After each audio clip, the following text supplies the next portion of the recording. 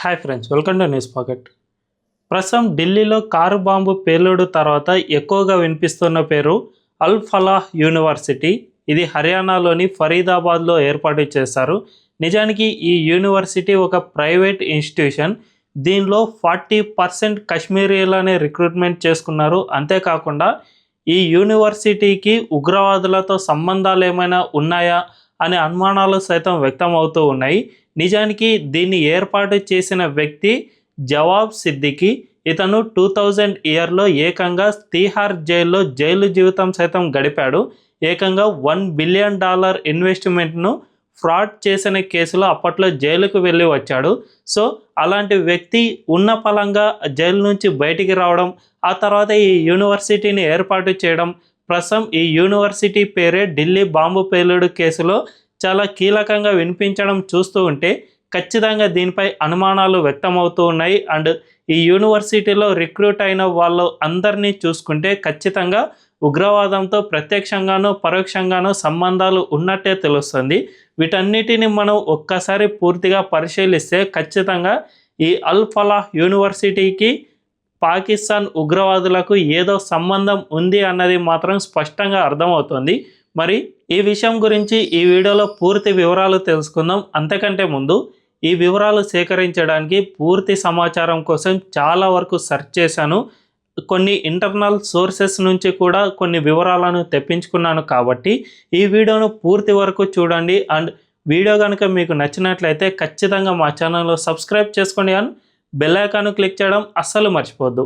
ఇక డీటెయిల్స్లోకి వెళ్తే, నిజానికి ఈ అల్ ఫలాహ్ యూనివర్సిటీని అల్ ఫలాహ్ గ్రూప్ అనే సంస్థ ఏర్పాటు చేసింది 2014లో.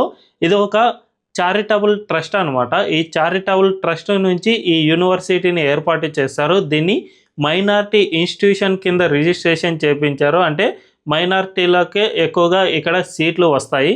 సో ఈ విధంగా రిజిస్ట్రేషన్ చేయించారు. ఆ తర్వాత 2020లో దీని పూర్తి స్థాయి కార్యకలాపాలు స్టార్ట్ అయ్యాయి. అప్పటి నుంచి అక్కడ మెడికల్ సీట్లు అండ్ మెడికల్గా ఇది వర్క్ చేస్తూ వచ్చింది, ఫంక్షనింగ్ అవుతూ వచ్చింది. మనం ఒక్కసారి దీన్ని పూర్తిగా పరిశీలిస్తే జనరల్గా ఎక్కడైనా ఒక రాష్ట్రంలో యూనివర్సిటీ ఉంది అంటే అందులో ఎక్కువగా ఆ రాష్ట్రానికి చెందిన వాళ్ళు ఉంటారు. అండ్ రాష్ట్రం చుట్టుపక్కల ఉన్న వాళ్ళు ఎక్కువగా ఆ యూనివర్సిటీలో ఉంటారు. ఫర్ ఎగ్జాంపుల్ తెలంగాణలోని ఒక హైదరాబాద్లో ఒక యూనివర్సిటీ ఉంది అని మనం భావిస్తే అందులో ఎక్కువగా తెలంగాణ వాళ్ళు ఫస్ట్ ఎక్కువగా పర్సంటేజ్లో ఉంటారు. అండ్ ఆంధ్ర వాళ్ళు సెకండ్ పర్సంటేజ్లో ఉండొచ్చు. ఇక చుట్టుపక్కల కర్ణాటక, తమిళనాడు ఇలాంటి రాష్ట్రాలకు సంబంధించిన వాళ్ళకు కూడా కొద్ది పర్సంటేజ్లో ఉంటారు. సో ఒక యూనివర్సిటీ ఎక్కడైతే ఉంటుందో అక్కడి ప్రాంత ప్రజలే అక్కడ ఎక్కువగా చదువుకుంటూ ఉంటారు. కానీ ఈ అల్ ఫలాహ్ యూనివర్సిటీలో చదువుకుంటున్న విద్యార్థుల సంఖ్యను ఒక్కసారి మనం చూస్తే 40% ఆఫ్ పీపుల్ కశ్మీర్ నుంచి వచ్చి చదువుకుంటున్నట్టు అర్థమవుతుంది. సో కశ్మీర్ నుంచి ఫరీదాబాద్కు ఉన్న డిస్టెన్స్ను మనం ఒక్కసారి చూస్తే ఏకంగా 850 కిలోమీటర్ల వరకు ఉంది. అంత దూరం నుంచి ఒక విద్యార్థి వచ్చి ఇక్కడ చదువుకుంటున్నాడు. అది కూడా 40% ఆఫ్ సీట్స్ ఒక ప్రాంతానికి చెందిన వారికి లభించాయి అంటే దీని వెనుక ఏదో పెద్ద కుట్ర కోణం ఉంది అని మాత్రం స్పష్టంగా అర్థమవుతుంది. వీళ్ళంతా కూడా ఈ రిక్రూట్మెంట్ను కావాలని ఒక ప్రణాళికాబద్ధంగా చేసినట్లయితే మనకు అనుమానం అయితే కలుగుతుంది. దీంతోపాటు ఈ అల్ ఫలాహ్ యూనివర్సిటీలోని ప్రొఫెసర్లు వీళ్ళంతా కూడా ఒక వర్గానికి చెందిన వాళ్ళే. అండ్ వీళ్ళంతా కూడా ఈ జైషే మహమ్మద్ ఉగ్రవాద సంస్థతో చాలామందికి లింకులు ఉన్నట్టు కూడా అర్థమవుతుంది. వీళ్ళంతా కూడా డాక్టర్లు అండ్ జైషే మహమ్మద్ సంస్థతో లింకులు ఉన్న సమయంలోనే ఇందులోనే షహీన్ అనే ఒక ప్రొఫెసర్ను కూడా అరెస్ట్ చేశారు. ఈమె రీసెంట్గానే జైషే మహమ్మద్ ఉగ్రవాద సంస్థ తమ సంస్థలో మహిళా బ్రిగేడ్ను ఏర్పాటు చేస్తాము అని ప్రకటన చేసింది. సో ఈ ప్రకటన వచ్చిన కొన్ని నెలల్లోనే ఈ మహిళా బ్రిగేడ్కు సంబంధించి ఇక్కడ కమాండర్గా ఈ షహీన్ను ఎన్నుకున్నారు అన్నది ఇప్పుడిప్పుడే వస్తున్న వార్తల ద్వారా తెలుస్తుంది.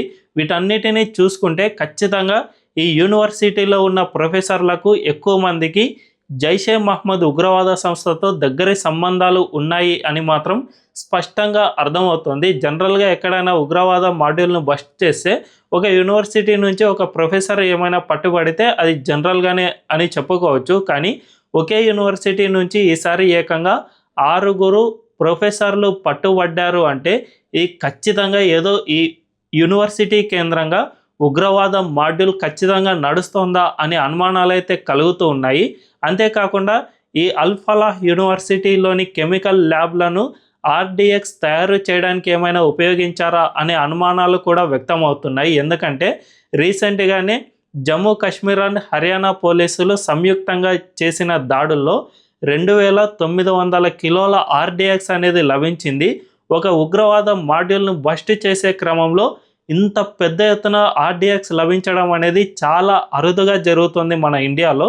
సో ఇంత మొత్తంలో ఒక ప్రాంతం నుంచి మరొక ప్రాంతానికి తరలించడం అనేది కుదరదు. జనరల్గా పాకిస్తాన్ నుంచి బోర్డర్ దాటించారా అంటే అది దాదాపు అసాధ్యం అని చెప్పుకోవచ్చు. ఒక 100 కేజీలు 200 కేజీలు అంటేనే అది చాలా ఎక్కువనే అనుకుంటాం. కానీ 2900 కేజీలను కశ్మీర్ నుంచి బార్డర్ దాటించడం అనేది దాదాపు అసాధ్యమని చెప్పుకోవాలి. ఇక బంగ్లాదేశ్తో మనకు రీసెంట్గా గొడవలు వస్తున్నాయి కాబట్టి అక్కడి నుంచి తరలించారా అని అనుకుంటే కూడా అది చాలా వరకు అసాధ్యమనే చెప్పవచ్చు. ఎందుకంటే బంగ్లాదేశ్ బార్డర్కు హర్యానాకు చాలా డిస్టెన్స్ ఉంటుంది కాబట్టి ఇది కూడా అసాధ్యం. దీన్ని లోకల్గానే తయారు చేసి ఉండాలి. ఒకవేళ లోకల్గా అంటే ఎక్కడ కూడా ఈ టెర్రర్ మాడ్యూల్ను బస్ట్ చేసే క్రమంలో వీళ్ళ ఇంటి దగ్గర కానీ లేదంటే చుట్టుపక్కల కానీ ఎక్కడ కూడా రసాయన కేంద్రాలను ఎక్కడ గుర్తించలేదు. సో ఖచ్చితంగా దీన్ని అల్ ఫలాహ్ యూనివర్సిటీలోనే తయారు చేసి ఉండవచ్చు అనే అనుమానాలు సైతం వ్యక్తమవుతూ ఉన్నాయి. ఇదే కనుక నిజమైతే దీన్ని చాలా పెద్ద ప్రమాదకరంగానే చూడాల్సిన అవసరం ఎంతైనా ఉంది. మన దేశంలో చదువు చెప్పాల్సిన యూనివర్సిటీలను ఉపయోగించుకుని ఈ ఉగ్రవాదులు వైట్ కాలర్ టెర్రరిజానికి పాల్పడుతున్నట్లు మనం స్పష్టంగా అర్థం చేసుకోవాలి. ఈ వైట్ కాలర్ టెర్రరిజం అంటే కరెక్ట్గా వీళ్ళు యూనివర్సిటీలనే టార్గెట్ చేసుకుని అక్కడి నుంచే తమ ఉగ్రవాద కార్యకలాపాలకు పాల్పడుతున్నారా అనే అనుమానాలు అయితే వ్యక్తమవుతూ ఉన్నాయి. ఈ అల్ ఫలాహ్ యూనివర్సిటీని ఒక చారిటబుల్ ట్రస్ట్ అల్ ఫలాహ్ చారిటబుల్ ట్రస్ట్ అనే సంస్థ ఏర్పాటు చేసింది కాబట్టి చారిటబుల్ ట్రస్ట్కు జనరల్గా విదేశాల నుంచి కూడా ఫండ్స్ ఎక్కువగా వస్తూ ఉంటాయి.